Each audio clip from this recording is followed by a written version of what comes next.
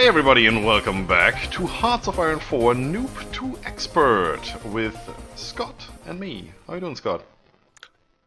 Fantastic. Fighting in Spain, I see. Yes, we are. Having a kicking blast. some butt. Blitzkrieging in Spain. That's gorgeous. Alright, before we continue here, we have some stuff to do that we haven't talked about yet. So we're going to do that really quickly. First of all, if I look at my map, I see some yellow airports. Probably you see the same in Italy. Yes, I do. So we do have some air wings that we are not doing anything with. For now, we're just going to delete them. So on the top right, where you have your air button below the timer, I'm just going to click on that. Yep. And then you see the list of all your airplanes. That should be quite a lot. Yeah. Alright. That's one way to do this. Now, since the last DLC, there's another way. And the bottom, you go Strategic Air Map mode. Or press F3. Works as well. 3. Yep. F3. There we go. And then you see all your air wings you have stationed in Italy, if you actually have, if you're looking at Italy. Yes. Now you can just drag your box around them. Left click, drag. Okay. And then you have them all selected. You should get your list of your squadrons in the top left there. Same as you usually get with your army.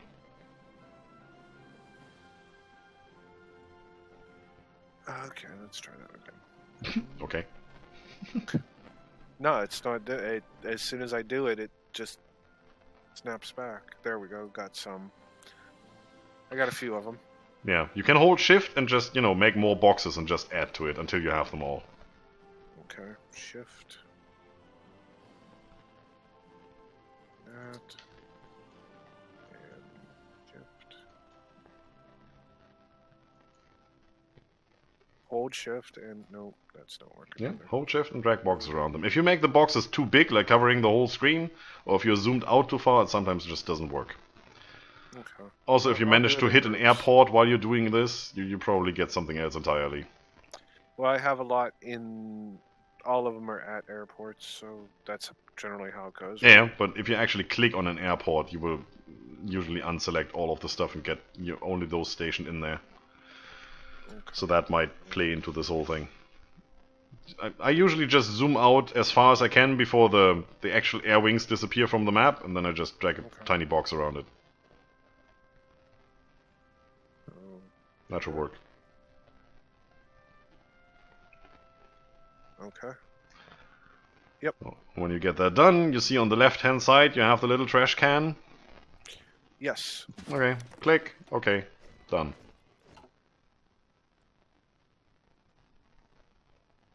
You've just deleted all your planes. Now, what you've done is you've sent all planes back into storage. You should have a new icon on top that says available planes in reserve. Yes. Little plane with a hangar there. And if you hover over there, it says you have so and so many of this type and so and so many of that type. And unfortunately, none of those actually tell you what kind of plane they actually are. So unless you're a history enthusiast and you know that a BF-109 is a fighter and not a bomber, you have no idea what you're looking at. I still have some planes down in Africa, but I'm gonna just leave them for now. Well, like I said, what you can do is you can go on the air button next to the timer, and then as we did with the army before, you just hold shift and you click through all of the different things in the list until you have them all selected. Yep. Before the last DLC, that was the only way to select unassigned units. So, imagine starting as Germany or as Russia and having 200 divisions and trying to assign them to an army. Yeah, that's 200 clicks, believe it. Ouch. I hated that. I love this DLC, it's totally worth the money. I just have to say that. Paradox, pay me for saying that. Go! No, go Patreon or PayPal, I can give you that later. Just, message me on Twitter. It's fine. Alright, so planes are taken care of. No need to worry about those. Then you also have the Modify Government alert. The thing that looks like a Greek building. Yes, I do. Good. You said you have like 210 political power right now. Yes, I do. Good. I have a little more than that. So click on Modify Government or click on your country flag. Doesn't matter which one. Yep, got it. And then in the bottom section you see that most of the stuff is lit up. Yep. Good. So we're going to talk about that for a second here. You have 3 rows. You have laws and government, research and production, and military staff, right? Yes. Good. This political power can be used to modify any of those, and usually it will cost you 150 per thing that you do. So let's say you click on the very first thing, laws and government, where it has the icon of the little people there. Yep. For me it says limited conscription. What does it say for you? Same? Yep, it does. Good. So if you click on that one, you get a fold out that says, okay, conscription law, replace limited conscription. And you have a couple options here. Now, usually you start disarmed nation is recruitable population 1%. So 1% of your total population that's eligible to fight, you know, people between 18 and 80 probably. For Germany, 12 and 120. 1% of those will be available to you as manpower. With limited conscription is 2.5%, and for me that's currently 1.3 million men, says it in the top bar. Now, if you go volunteers only, you actually take down a step. From 2.5% to 1.5%, so that's nothing we really want to do. Then you have extensive conscription, which is the next logical step. You go from 2.5% to 5%, so you basically double your manpower there. In actual figures, that could be more. You could go from 200,000 to 6 million, because you have already spent 5 million manpower. You know? Could be. But that also gives you a malus on training time 10%. So the higher you go here, the worse it gets. At some stage you get to scraping the barrel. 25%, so a quarter of your population will go to war, but everything else will go down the drain. Yep. And most of these have a certain requirement. So if you go extensive conscription, it says one of the following must be true. Current ruling party is fascist or current ruling party is communist. Sucks to be democratic. Because one of this must be true. So those 2 for democratic countries like the UK or France, those 2 are not true. Then all of the following must be true. Is at war? Estimated enemy strength ratio of 50% or more compared to our army. So if France goes to war with Belgium, they can't go to extensive conscription because Belgium only has an army like 20% the size of France. For us, it doesn't matter. We're fascists. We trump out the rest. Sometimes a little hard to read when it says one of the following must be true, and then all of the following must be true, and then again one of the following must be true. You need to see how this is indented. So one of the following must be true is the first 3 items. The third item being all of the following must be true. So it's, you know, it's a little recursion thing in there, if you will. Alright, so we're not going to change conscription law because we still have lots of manpower, I guess. How much do you have? 705. Yeah, that's good. So next to that icon we have limited exports. Your trade law. Yes. Now there's free trade, limited export, export focus, and closed economy. As fascist nations, once we are at war, we can go to war economy. There's some other requirements, but to closed economy, there's some other requirements, but that's something you could consider. What would that do? It would close off your economy to the outside. You remember when we did the trade? And it said we are actually exporting X amount of steel and X amount of rubber and stuff like that? Yeah. That is your trade law. If you go closed economy, you're not exporting anything. Period. Yep. All the resources are yours. That also kind of limits how much you can import, because usually countries don't like you for it. Yeah. But at least you're not, you're not helping their war effort. Let's put it this way. So we're currently on limited exports. Factory output plus 5%, dockyard output 5%, resources to market 25%. So all of our resources are actually, a quarter of that is going to the market to produce pots and pans and other stuff. Now if we were to go export focus, it will go up to 50%. But we also get a better factory output. We also get a research time reduction, better construction speed. So it's completely up to you to judge, do I want to spend some factories to import more stuff because I up my trade law to export focus, but then get more factory output, more dockyard output, more construction speed, less research time? Or do I want to go closed economy, no bonus whatsoever, but nobody can get my stuff? And that's hard to decide, really. Currently, leave it as it is, it's good. Yeah, that's what I was going to do. Next one is your economy law. You are at partial mobilization, I guess? Yes, I am. Good. Usually you start out at civilian economy here. If you go over to America, just let's close that for a second. Click on America somewhere, and click on the American flag.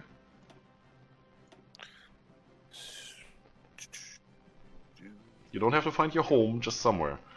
Yeah. Yeah. So you have the diplomacy screen open with America? Yes. Yes. Then click on Details. Details. Yeah. You see there that it has laws and government as well, right? On the left-hand That's side what? in the middle. Laws and government, left-hand side in the middle. Laws and government. Yes. Right. That's the same we just had. They just look different. They have disarmed nation. Free trade. They have free trade. And they have undisturbed isolation. Look at those penalties. Ow. Yes. They actually need to get rid of that via other means. I mean, they can change their law if they fulfill the requirements. Since they're democratic, they don't. Sucks to be them. And there's other countries like that. Especially when you play modded, you will get way more than just that. But, you know, for the base game, that's just one of the things to keep in mind here. So let's go back to your own by clicking on your flag. We're at partial mobilization. Military factory construction speed is up. Consumer good factories is 20%. Now, what is this consumer good factories? If you go back to your construction screen, screen, the little orange button with the crane. Yes. For me, it says I have 26 civilian factories and all of them are working. I have 18.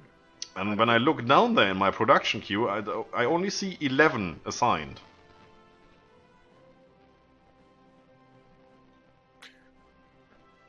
Are you still producing roads or something?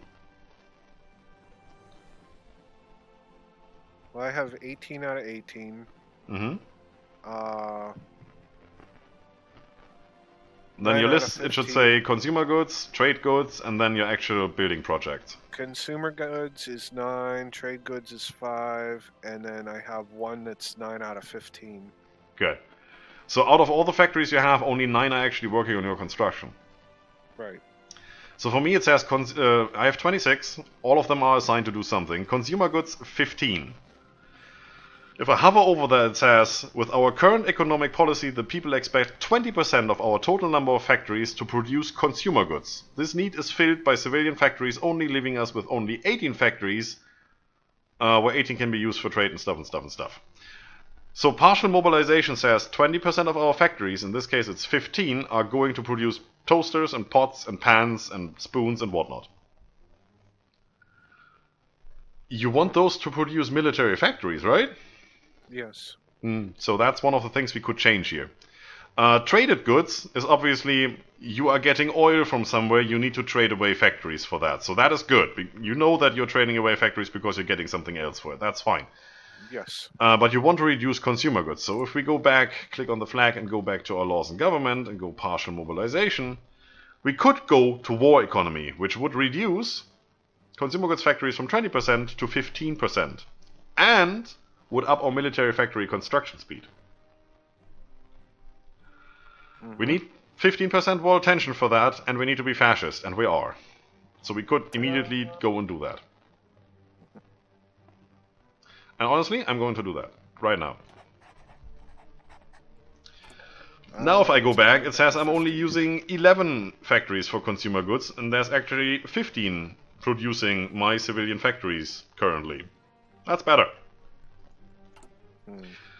So you're out of things you can pick, but we are going to go through some of these, because whenever you have 150 political power, this icon will come back and you will be able to just choose your own. So it says laws and government, right? Well, we've done the laws, Yes. those 3. Next to that is 3 political advisors, and those will vary from depending on the country you're in.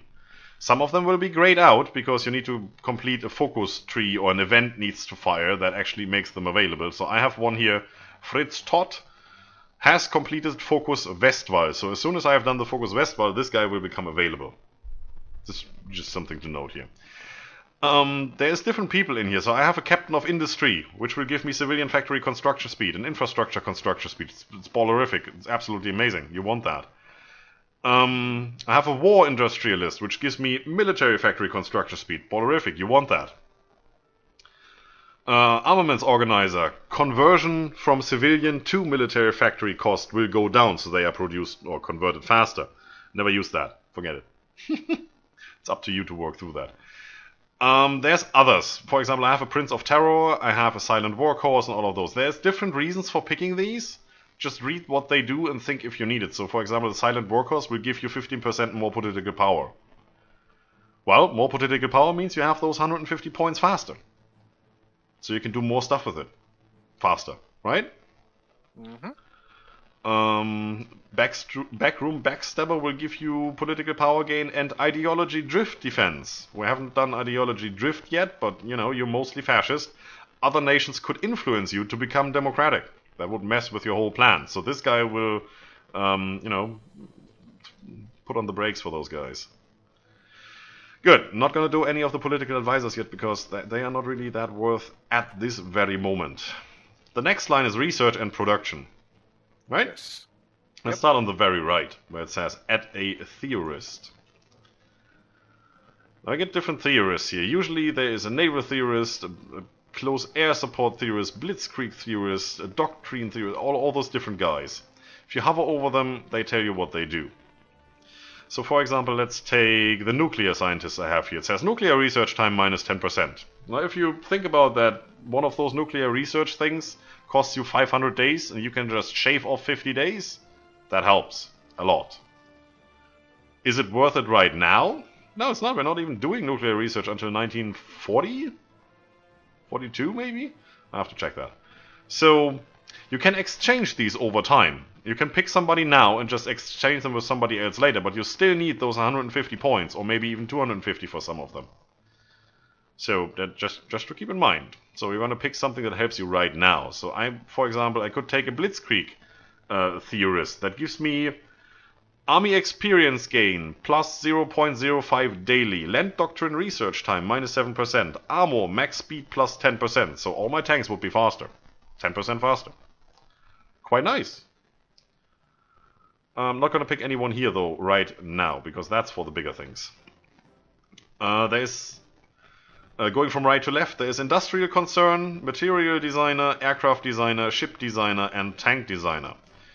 All of these do different things, and all of these have, well, different companies you can choose. So basically, to picture this, you say you're going to pick a company. For example, if I go tanks, I can have Porsche, MAN, and Henschel, which were big tank designers for Germany. Each of these have their own traits, so you're going to outsource your tank production to that specific company or your research to that company, and they will give you a bonus because they're just that good. So for example, if I pick Porsche, armor research time minus 10%, armor plus 5%, hard attack plus 5% for all tanks. It's great. But since we're not at war, well, only in this little civil war, it's really not that good right now.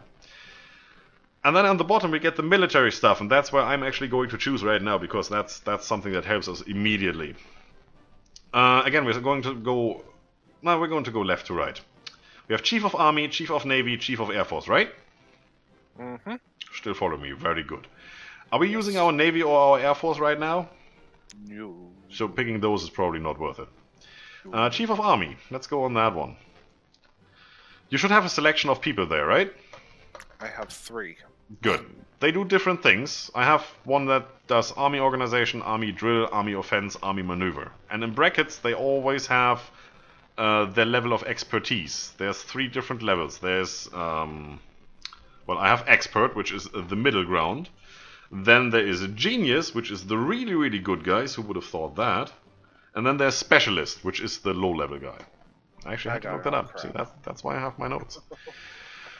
So, for example, if I have Army Organization Expert, gives me a division organization bonus of 8%. And as we all know, organization is the bread and butter if you want to move forward, right? Yes.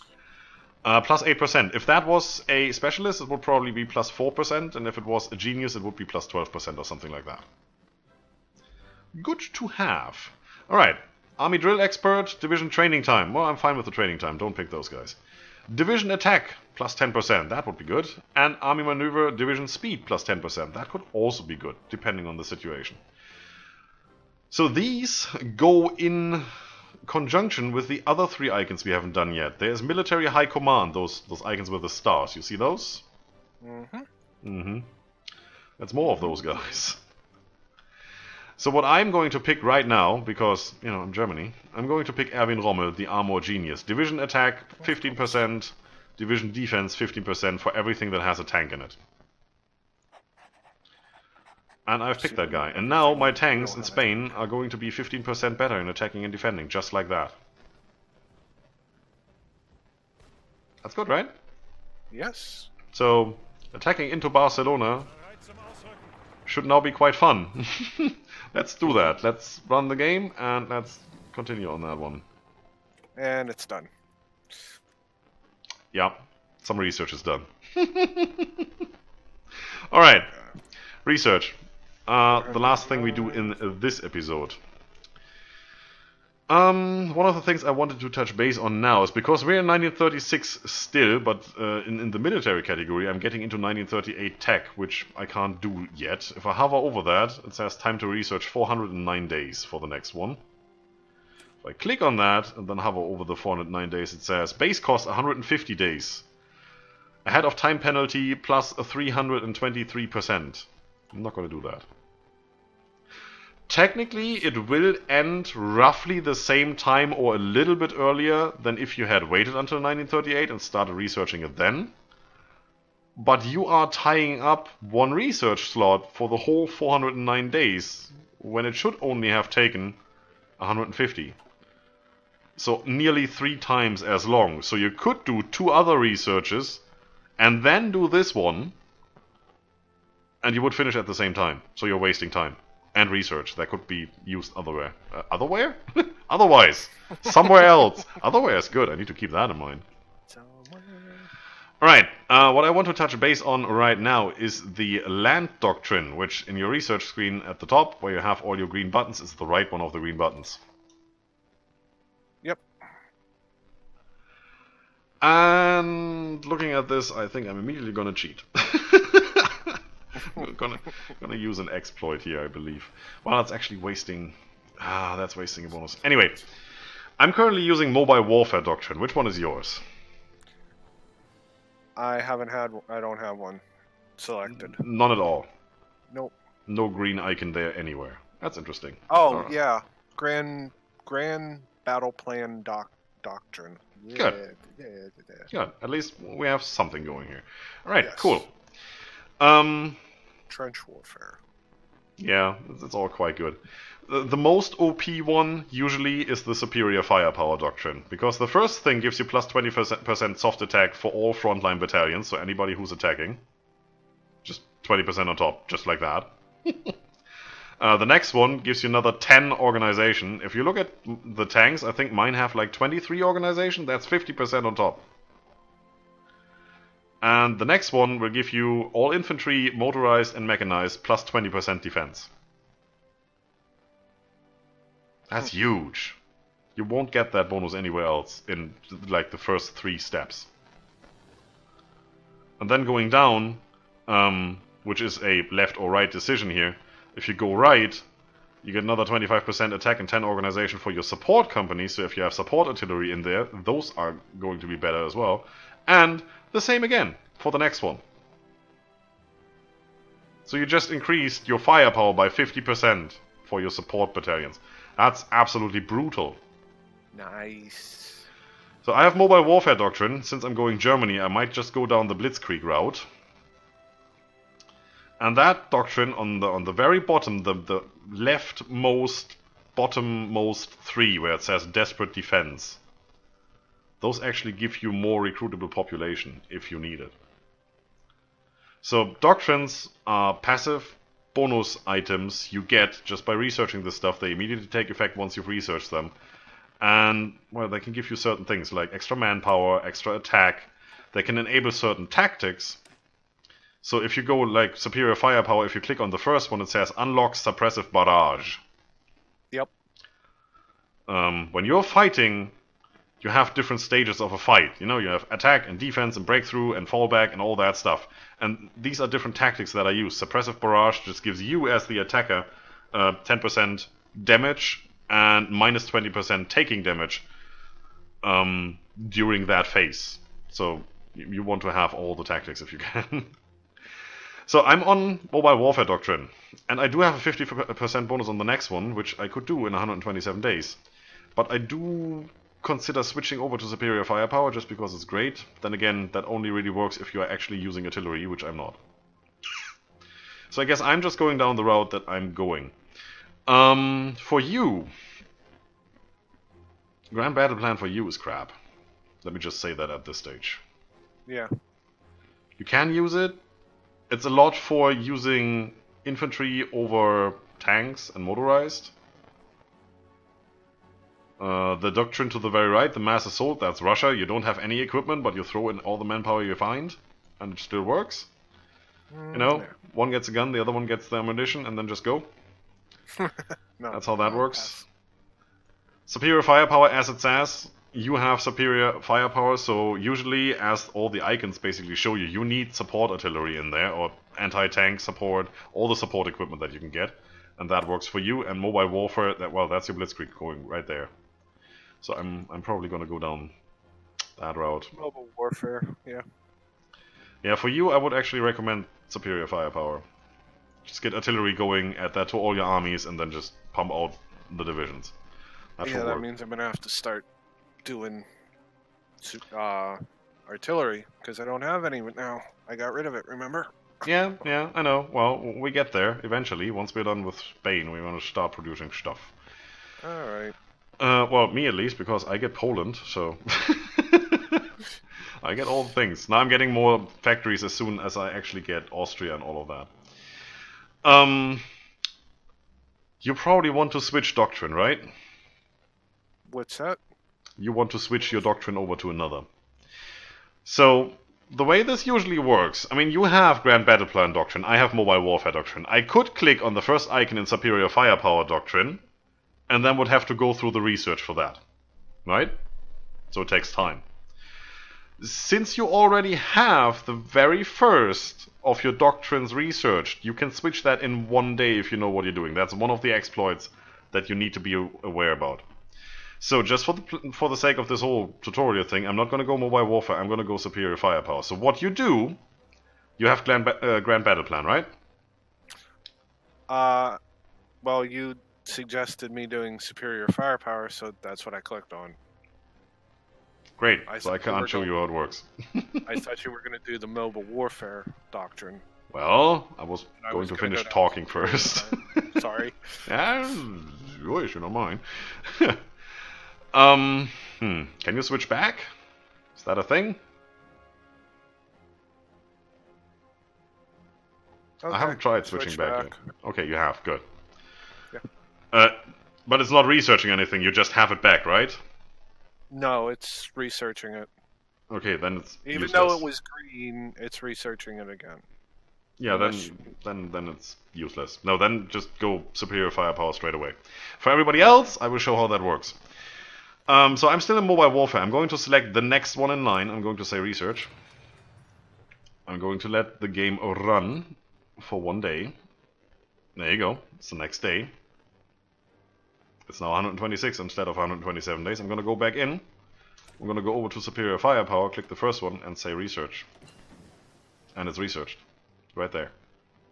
I can go back in and do the next one straight away.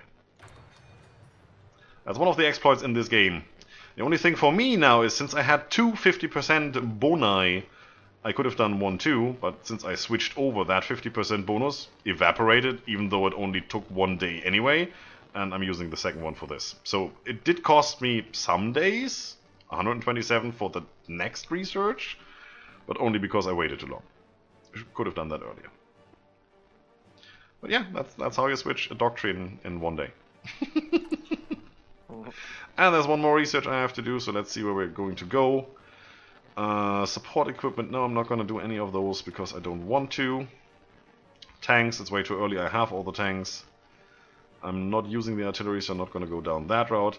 We are going to go back into industry, and we're going to research concentrated industry. That gives us a higher factory output, higher dockyard output, and more factories in a state. So overall, our factories just produce 15% more, which is awesome.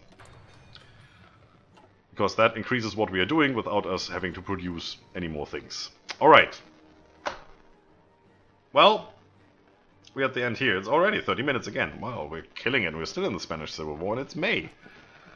Wow. Alright, for those in the stream, you know how that works. Don't go anywhere, we'll continue straight away. For those watching the video, that's it for this episode. Don't forget to justify a subscriber goal and blitzkrieg the like button. Follow me on Twitter if you want to catch the next live stream. I am Scryptar, this guy is Scott, and you are dismissed.